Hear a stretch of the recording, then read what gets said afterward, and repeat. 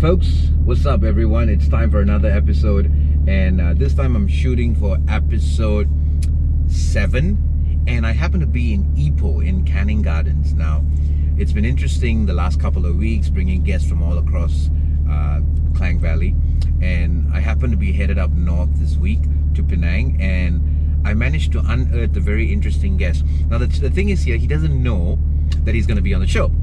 So he's about 80 years old, and I'm right now in Canning Gardens in Ipoh about to pick up a retired policeman. Gentleman's name is Dato Percy Muttiah. Had a very illustrious career with the Royal Police of Malaysia, and today I'm just going to drive around Ipoh before having lunch with this gentleman and have a quick chat with him, and we're going to get some insights into someone who has spent 8 decades living across Malaysia.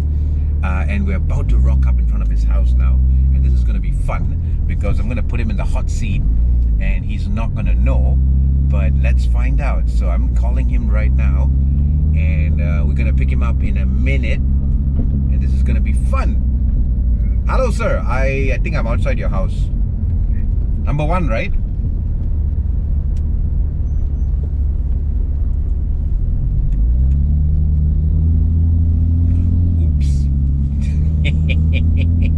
Tuan Percy, as we call him. So I'm just rolling up in front of his house, and this is going to be so much fun because the gentleman doesn't know. So I'm going to grill him with some great questions, and I think it's going to be a good time. It's going to be a good time. There we are. I am right outside his crib right now, and this gentleman is quite the classic guy. All right, here we are. He's coming. He's about to sit in the hot seat. Watch this place, ladies and gentlemen. Dato Percy Muttiah is making his grand entrance. Good afternoon.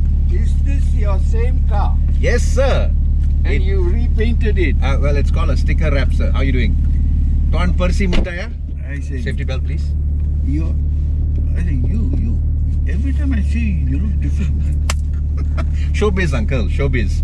Show Okay, business. Where do you want to go? We're going to drive around first. I want to pepper you with some questions. Hot seat first. Come. No, we can talk while we're having. Yeah. But don't worry. I want to talk while we're driving first, and then we will. I'll tell you why. Because I'm doing a documentary, and now, okay, so this is what you call the real life ways, because this gentleman doesn't even have a handphone. Am I right? I never carried one even when I was working. Oh my God. No, I survived without carrying. I am pretty sure. How old are you today, uncle? 81. 81. Past 81. Already? Yeah. When was your birthday? June. Wow, you didn't have a big do? Nothing. Nothing? Absolutely nothing. Oh my Lord. Why? For no reason. For me, every day is your birthday if you got money. So obviously you have a lot of money. So actually, Fuck all. And that's a polite word. And banging balls. Oh my God. How long have you been retired now? From 55 to 81. Oh, so you literally stopped at 55, huh? How long were you with the police force, huh? 34 years. 34 years. We had to go at 55. Right. Whether we liked it or not. Only now, with assholes around, they've extended the thing. Come, I got that, don't worry about it. Okay, so now they extended, huh? Right. But when you started, where was your first posting? I started off in KL all the way, and it was a killer. What year was that? Do you remember? 59, 60. How old were you then? 20, 21. What made you join the police force though?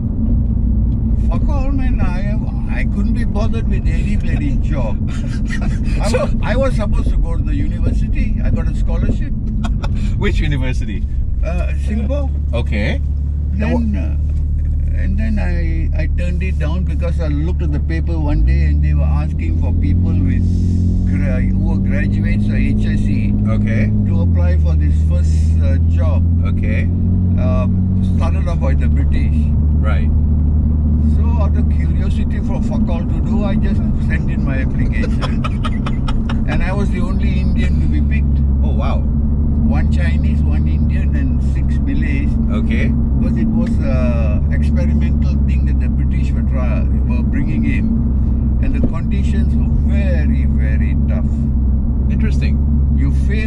everything, you're out. Wow. Because they wanted to make it a success. Of course. So what did you go through? Any kind of stringent things that you can remember? No, we had all our laws to pass within the first 3 years. Okay. And the first year was training, physical, the whole works, everything. And then you start working as an investigating officer. And I was posted to Campbell Road, where I should sleep on my table. Why is that? 24 hours duty crime investigation. Wow, you mean even in the late 50s, early 60s? Campbell Road had only 2 investigating officers. But what One day was... on, one day off, 24 hours. Right. One day on, one day off. One day on, one day But off. how bad was the scene in KL back then? Oh, bad. That's why I say, I had no vehicle. You can't wait for the police vehicle. So I used to sleep on my table instead of going home. And then if you have any arrests, you got to prepare the charge sheet and you didn't know how to type. Take the fellows to court, then come back, then go for your crime briefing with your boss, and then make sure that you complete the papers. And then you're off that day when you're supposed to be doing all these things. Then the following day you're back again on duty. So your first title as a police officer, what was it? Investigating officer. Okay. They call it IOs because they're giving you experience in everything. Right. Along the way, I remember you were posted even in, was it East Malaysia, Kuching? Never. Oh, never. Never. Always in Peninsula. Always around here. But where else have you been posted? No, After KL? mine was between KL. My first 10 years was beautiful Where were you? because I was the first ADC ATCOM Okay. to the first Malaysian Inspector General of Police, Wow. Tun Saleh. Wow. What? This was in the 60s? And he found me so good that instead of being there for 18 months, he kept me for 3 years Okay. and didn't want to let me go. This was in the 60s? Yeah, Okay.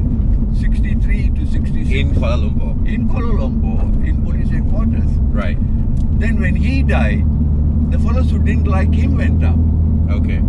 That's when my bloody thing went down. I understand.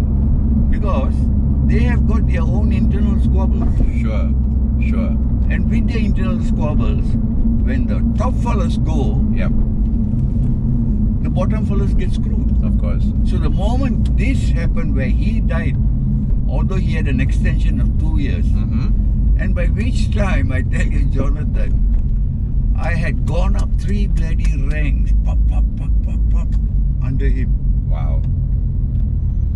Under him. So, did you ever get posted outside of KL after that? Oh, I went all over the place. Like, can you name some of them? Port Dickson, Malacca, Tapa, FBI course. FBI course? I'm the only one who got a letter and a photograph of me receiving my thing from what's his name? J. Edgar Hoover? J. Edgar Hoover wrote me a letter, personal letter. What year was this? 1967. Which part of the States were you? Washington DC. For how long? The course was 3 months. You were there for 3 months? Yeah. And you're the only Malaysian police? No, myself and another guy.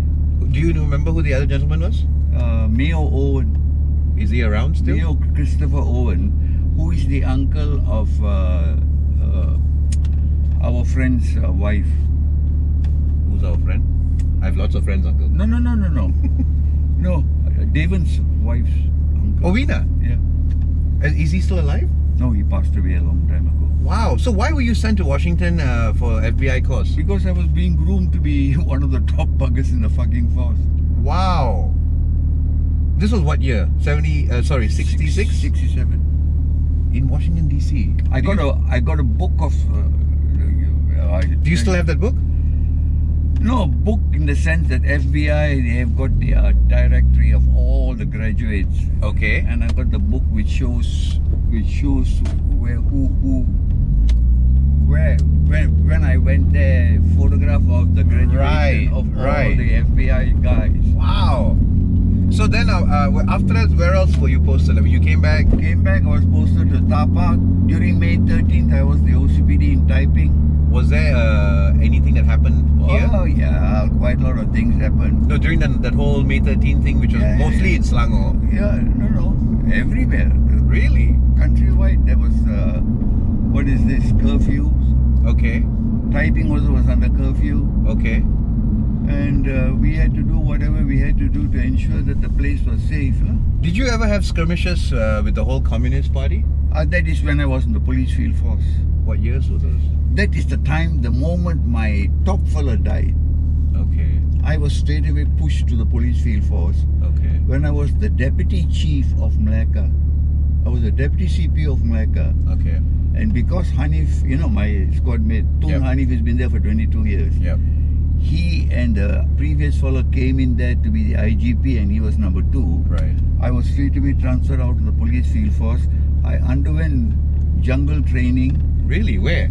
Here, Ulukinta up to Cameron Highlands. Who trained you though? Who ran the commandos? Yes, commandos. So the army commandos? No, police. Police commandos. We have our own. What's it called? What's the police commando force called? Field Force 69. Where are they based though? Here, all Ulukinta. Till today? Yeah. And I ended up being the commander of that bloody place. What year was this? Just before I retired, 1991. Wow. Do you have photos of you as a commando? I threw away all the fucking photographs. I don't. No, I know, but no, you see, I tell you, Uncle Percy, one of the reasons why I wanted to have this chat with you, because the thing is, you have seen, well, you've gone through 8 decades of life, but let's talk about 6 when you started working. So in 6 decades, your view and perspective on life is a little different from the people that I hang out with, or the people that I'm with, or even the young gen, right? They are nobody to me nowadays. I listen to them. My bloody ass aches. So when are you going to do stand-up comedy? I told you already, I need to bring you in for senior citizen category. No. You will whack every one of the comedians in town. Not only that, do you know the number of fellows who've been running after me? Every time I gave a briefing somewhere, Right. the professor from Los Angeles University said, he gave me his card. He said, please, Okay. come to my university for 6 months and you'll come out with a degree. Oh, really? Yeah. Then I went to the University of Malaya. We had a convocation with all the top assholes, IGP and everybody. Every time the professors asked a question, all of them kept quiet. I put up my hand and gave the answer. Right. When finished, they came to me and said, what year are you studying law? Wow. I said, I never even went to the afternoon school. What a joke. The buggers gave me a form and said, fill this up. Wow. Fill this up. 2 or 3 of them. Speaking of which, where did you grow up? Where's your kampong? Kuala Kangsar. Which school were you from? Clifford. Sorry? Clifford School. Is it still there? Yeah. So primary and secondary? Primary and secondary. The moment I finished, I qualified to go for HSC. Right. I had to go either to typing or EPO. Right. And then you are then interviewed by all the British headmasters, Wow. So I was interviewed by Anderson School fella and they took me in there. Wow. And with that one, we ended up with about 25 students in that class of Form 6. Okay. And all 25 of us ended up Tunku Razali, Okay. Ahmad Saji, who was the secretary to the government for Correct. donkey's years, Justice, Zakaria, so many of them, all top fellas. So you see, you just said that, so what would you actually advise this current gen or even the next gen? The fact that you gentlemen, having just gone to local government First thing school, you do is throw away a bloody handphone. Jokes aside. Okay. Why is that? Because you can always learn that later. Yeah, okay. Fair enough. There's no human interaction. No, of course. I'm talking to you, you don't understand because you're doing this. Right. Fair enough. Wow, So- that's your observation of today. No, that is the cause of you're going to have a lot of problems in the world. Right. Why? Because there is no more human interaction from the time you're small and you grow up. We used to fight with one another. Yep. We used to play in the rain. Yep. We used to go home and get a second whacking because we tried to hide something that we did wrong at home. But those were all lessons Fair that enough. made us what we are. That's true. You spare the rod, you spoil the child. No? Exactly, all the way. All the way. So I what? say, come on, man, Jonathan, you take my 3 girls. Yeah. The way they were brought up, they're all tops. Of course. Yeah. Of course. So, But you still brought them the old-fashioned way, right? yeah, don't fool around with me. Sure. You produce results. Yeah. the money is my problem. Of course. Whether I beg, borrow or steal. Of course. You know? Of course. Wow. So what else would you actually put it out there to the gen of today besides the whole phone thing? Like, I mean, Look, what's the secret to success? You got to go back a lot to the old days. Okay. In a lot of things. For instance? Even if you have your IT, Yep. your IT is there for you to facilitate things further, not to get richer. Fair enough. Everybody now is crazy on money. Sure. They're not interested in anything. How much is much nowadays? How much is enough, probably? Like, is enough? Both. Yeah, is enough How enough? much is enough and how much is much? Right. There's no... You go and ask that to Rosma and Najib. With billions, they're still not happy. That's true. And that is the general. Yeah. With everybody nowadays. Yeah, that's true. Come on, Jonathan. Life doesn't consist of just making money, where you lose your interaction and your connections with people around. True. What is the value of life if you win the world but lose your soul, right? Exactly. Huh. No, I don't know how religious you are, but I'm not. Okay. My wife is, Okay. but I don't talk to her about it because there'll always be misunderstanding. Sure. Sure. So you to yours and I to mine. Yep. Yep. I go to church, yes. Yes. Then I listen to the pastors preaching. Yep. And I come back and say, this bugger's talking through his arsehole. Or what this fellow said is true. Part of it is true. Fair enough. So it's a question of being practical in life. True. I agree. I agree. And this whole world would survive if only people had common sense. That is true. You're absolutely right about that. Absolutely right. To me, common sense. It's not very common anymore. No. It is a very rare commodity. That's common true. Sense. That is if you true. have sufficient of it, Yeah. you're a genius. That's true. That is true. You're a genius. That is true. That is very true. Anytime people, wherever I went, when I go to Australia, where my daughter stays, all the people in that area, hey, your dad is such a smart guy. Such a smart guy. I'm not bragging. Right. But the thing is, Jonathan, I said, I'm not smart. Right. I'm using common sense. No, of course. Of course. You're coming with a problem because you don't think. Of course. And when you don't think, Yeah. your brains become mud.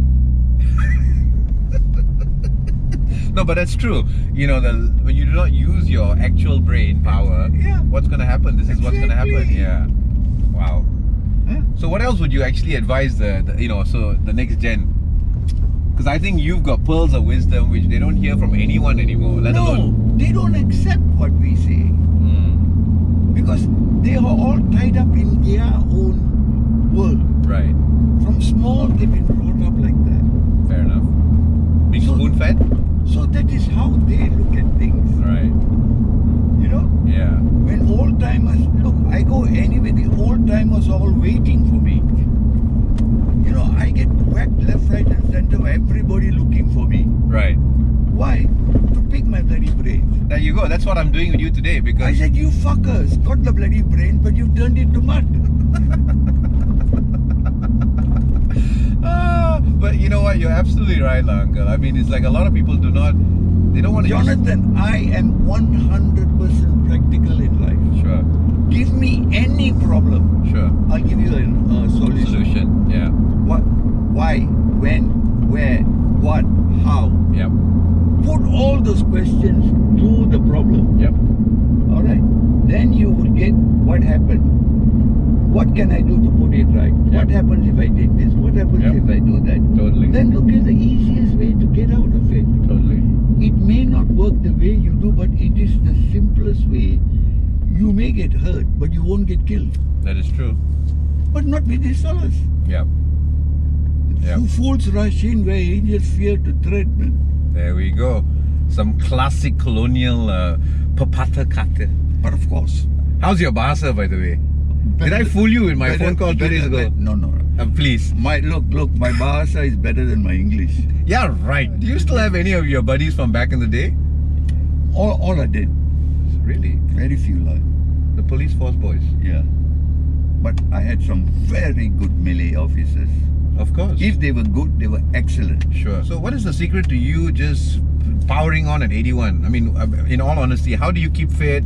But look, nobody beats me in my discipline. Sure. And I always believe in one thing, Jonathan. Yeah. My yes is my yes and my no is my no. Yes, of course. You know? Yeah, If I tell you yes, it is a yes. of course. You know? If I can't do something, I said I'll try. But either way, you will be told yes or no. Understand. You know? Right. If I can't do it, I'll let you know. I Sure. won't keep quiet about it. I say I tried, but it didn't work. Right. But discipline when it comes to your, like, I mean, are you talking about just exercise, food? Anything. Okay, but so that's how do you keep fit, or how have you, Oh, the secret to longevity that's my discipline. of what? I'm up 4:30 every morning, Doing what? walking Wow. for 1.5 hours. Where do you walk First to? thing I do is I see what my good friend Donald Trump is up to. And that tickles my arsehole. And now Boris Johnson as well. Boris Johnson and he are going to be brothers at arms. Oh my lord. They look alike and they're going to behave the same. But to me, I've never come across a bigger arsehole than bloody Donald Trump.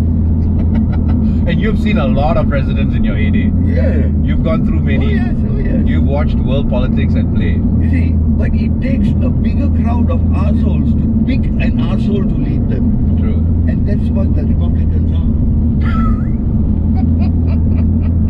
Man, you're whacking the Americans at their own game, man. I fucked them when I was there at the FBI course. I was 24, I was 25 gonna years say, old. you must have had a. I fucked all the bloody Who was the president? Who was the sitting president at that point? Nixon. Ah. That was the time of Watergate. the flower children. Right. We used to walk around Washington Park Right. and everybody's there with flowers, drugs, everything. So this is the height of flower power. Yes. LSD and all that. And the big fight against Vietnam. Right.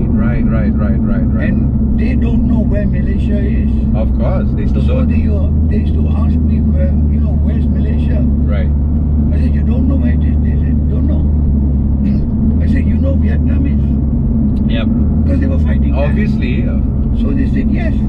I said, I'm just across the wall watching you fellas lose the fight. Yeah, of course. That's true. That was one fight they should never have gone into. No, everywhere. That's true. Every country where they went in, they shouldn't have gone in. Yeah, even most recently with Afghanistan. No, all. Everyone. Southeast Asia, every Iraq, country. everything. Cuba. Everywhere. They just wasted, taxpayers' money, No, but that is all on this question of enhancing democracy and rule of this and that, all that bloody bullshit, which is actually rubbish. That's true. So actually, just wanted to get your point of view and your views on life. So, what else are you doing these days, and what's next? Because you looks like I'm shaking legs. you're definitely shaking legs. So what's a good way to unwind these days? I have a good glass of wine. Oh, wine. I know you like your beer as well. Beers are going down a bit, although I still have. Right. The wines But are more better. on wines and good whiskies. Whiskeys, huh? What's your favorite? Have you tried Jura? Ah, yes, I love Jura. That's my best. Oh, that's your go-to. Ah, next time you're in KL in Armani, let me know. I'll hit you up with some Jura. My Davina and Murali are off to Scotland Okay. next week. They're gonna bring you back some Jura? Exactly. For sure. But those days, couple of years ago, 2 or 3 years ago, Yep. I used to buy Jura by the cases. Here? Yeah, Oh, wow. tax free. How? Okay, Lemai, don't answer me that. Don't tell me that. Because what you say can and will be used against you. Yeah. Oh my god. So you're actually live on my talk show, Uncle. When? Right now. Fuck you, Ben. I'm not kidding. You are on my talk show because you have a view on life which the world needs to hear about. And I don't know of any other 81-year-old straight shooter who's gonna shoot his mouth and tell the world what they need to hear. What life is all about. That is true. I put it this way, Jonathan. Yeah. You do something like this. Yeah. When I don't have a bloody clue, I am what I am. But that's the best part. Had I told you, you might have been a little bit more or less watered down, Or watered down, not less. No, you're lucky I wasn't watered up. I should come back in after a couple of glasses of whiskey and see the how the cookie crumbles, is it? Then my adjectives get better. So just to wrap it up, what would you want to tell the gen out there, the people of today, and even be what you are. Don't put on any show. Life is simple, but something that you've got to enjoy and make the best out of life. Sure. And never be competitive in wanting to be above anybody. Your lifeline has been drawn from the day you were born. Wow. Right. The question is, when you're going to go has already been decided according to my thinking. You can prolong it or you can cut it short. Sure. But just because someone says you will live up to 80 doesn't mean you can go and stand in front of a bloody bus. That's true. You look after yourself, and you will live up to that age. True. But if something is going to happen in between, it will happen. It will, yeah. Accept that. Yeah. But be what you are. Right. So the best way to enjoy life is? Simple things in life. Yep. Do you know I was never interested in money. But I brought up two families. Yep. My own and my wife's. Yep. On my salary. Understand. Because of course it's just cutting your clothing according to your size. Right. If you don't have something today, you don't go around borrowing money to buy that. Right. Live within your means. Live within your means, and when you do have the money, you then do what you want to do. Sure. But that is where I've gone through life and I've got absolutely no regrets at all. Yeah, I was going to ask you that because it really sounds like you've lived your life to the fullest. And look, you don't have any regrets. If God takes me today, I'll say thank you very much because I've achieved. Everybody talks of second so-and-so, I've run the race, I have this. Look, I ran my race and won it a long time ago. Sure.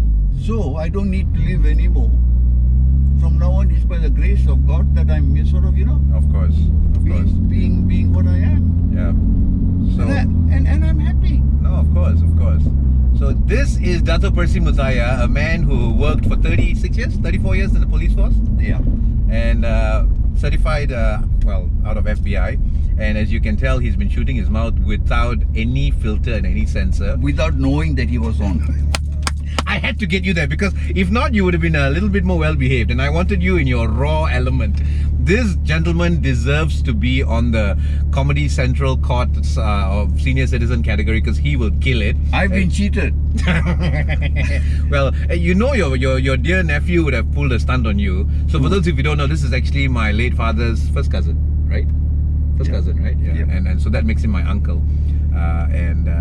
I've always enjoyed having a chat with him, as you can tell by now, because he shoots straight from the hip. He doesn't using all the correct words. Correct. He doesn't mince his words, and he tells you like it's supposed to be told. So, any parting words, Uncle? I never knew I was alive. Well, not for the show. This is called the Jiggee Jon show. I was about to finish the sentence when you took it off. Okay. Tell me. No. I said, I never knew I was alive. Right. On the show. You took away that Well, there we go. You've been live for the last 30 minutes and it's been awesome stuff that you've been shooting out. I'm not sure if I should edit out some of it though, or we just let it be. No. It needs a lot of edition. Yeah, I think we will edit some of it out. Yeah, because I'm being what I am, but in that. Yeah, in reality, being in the police force. That's true. I've been screwing up buggers left, right, and center. That is true.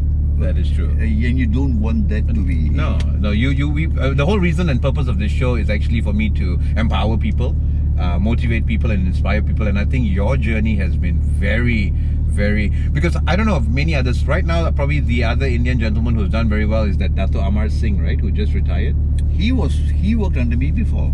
Really? Yeah, when I was CPO Selangor, he was the investigating officer in charge of crime in Klang, one of my districts. Oh wow! And I've got a good friend. Her father also, Arumugam, but he is probably knows you though. He knows you. Everybody knows me. It's just that I don't know them because there are many Arumugams. Okay, but he was special branch, I think. Well, special branch they will know me. I won't know them. Because I am uniform branch. Sure. I've never been in special branch. So, FYI, I tried to pull a stunt as your dear nephew one time, I think 2 years ago. I was pulled over at night. Right. Don't ask me why. So anyways, they were trying to give me a ticket. And it was an older policeman, you know. And I was like, by the way, since you look a little bit more mature than your young punk next to you, would you by off chance happen to have known my uncle? And he knew you, uncle. I mentioned your name. All timers know me. But the funny thing is, he's still doing the beat. He's on the rounds. He's literally in the police car, patrol car, patrolling the streets, and you know. Then he must have been a young fellow when I was there. He must have been a punk when you were still there, because he looked like he was 50. Yeah. But he knew you, and I was like, wow. He couldn't believe it that I was your nephew. I put it to you this way, Jonathan. Yeah. People don't know me, Yep. but they've heard my name. Sure. North and south, right up, you know. Yeah. Dato Percy. We've heard about him. You know, you're an icon. You're a this, you're a that. Now I'm blowing my own trumpet. Finally! No. Took you that long? No, but it's bloody factual. Yeah, sure. I've met so many fellas. Are you the one? Yep. Are you the one? Yeah. Because we've heard so much about you. Yeah. Then they use words like you're an icon, your name goes miles ahead of you, you know. You are the only non-corrupt police officer in the force, which I can vouch for. Okay. I mean, I don't doubt it. You know? I don't doubt But it. I say bring one fellow who says that he paid me 1 cent. Sure. And to be able to live within your means then, Correct. that in itself is an achievement. If anyone can do that, Yeah. I salute him. And that's what I think that's the story I wanted to share, uncle, because I mean, sadly I didn't have enough time to know you growing up, but I only really got to know you in the last 15 years maybe. But I had a lot of fun knowing your dad. Yeah, like I said, you know, but in that sense my dad was the same, right? So you guys were all built the same way, you know. No, I had a lot of fun tickling him. Yeah, y'all were hardcore government servants, but y'all never took a penny, right? And y'all lived, you know, within the means of what you could. No, we earned our salary. Yeah. You know, I always went out for dinners after I had done what people wanted me to do. Yep. Never making any agreements before. Yep. When the person is happy with you, he says, come, let's go for lunch. Yep. Why not? Of course. And that's when they are prepared to throw to you whatever you want in terms of food and drink. Sure. Because of the gratitude that you did them. Straight up. But you don't turn on and say, okay, if I do this for you, What's in it for me? yes, Correct. I will do it for so much. Correct.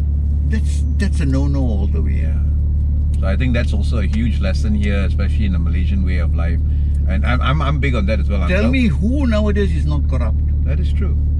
Ask me whether I'm corrupt. Yeah. I was. Right. Because when I wear my uniform and go to a shop, the fellow who doesn't care a damn for you, the shopkeeper, will bring out a packet of cigarettes and offer me one. Right. Why is he doing it? Because I'm in uniform. Right. And I'll take one. Sure. Isn't that corruption? It is. There you are. Yeah. So have I been corrupt? Yes. Sure.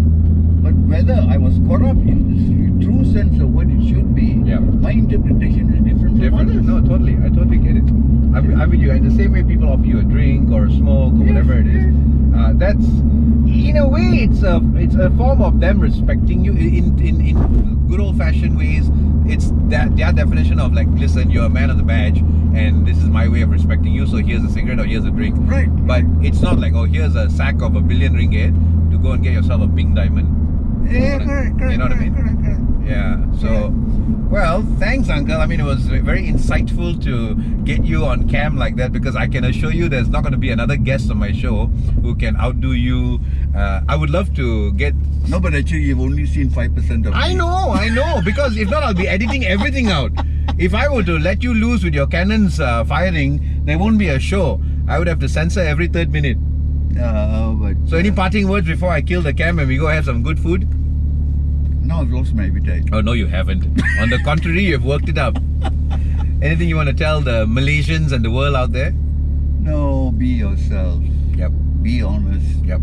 You know, do what you're paid to do. Yep. And help wherever anyone you can. So, ladies and gentlemen, it's not how you start, it's how you finish. Yeah. High school graduate, Malaysian homeboy, went all the way to the upper echelons of police work, went all the way to FBI's headquarters in Washington DC. Not many policemen in Malaysia can say that. In fact, only 2 of them, and one's gone and he's still alive and kicking. This is Dato Percy Muttiah, my dear uncle, and a man who's got a hell of a career. Go do your research if you don't know who he is. So it is possible. Work hard, stay humble, strive for the best, and you can make it in life. You're here. Be yourself. Be yourself. As the man said, be yourself. Do the right thing. Thank you, folks. This is episode 7 of the Jiggee Jon show, and I'll be back again next week. Let's see who the next guest is going to be. For now, I'm cruising with this cool cat in Ipoh, and we're going to have some good food right about now. Toodles.